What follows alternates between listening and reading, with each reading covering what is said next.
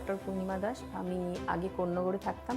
শ্রীরামপুর আমার কাছে নতুন, আর এই প্রজেক্টে আমি অ্যালকপকে চুজ করেছি।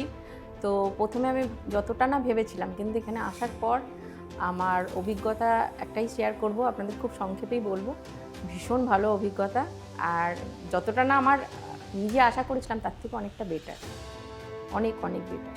এখানের পরিবেশ, আর সবথেকে ভালো কথা যে আমরা যারা খুব মানে কি বলবো, উইকেন্ডে খুব কম সময় পাই নিজেদের সময় দেওয়ার মতো, তাদের জন্য তো খুবই ভালো। কারণ এখানের পরিবেশটাই এমন, আমার বেডরুম থেকে আমি পোডিয়াম এনজয় করছি, বা একটু নেমেই গঙ্গার আরতি দেখতে পাচ্ছি, খুব ভালো।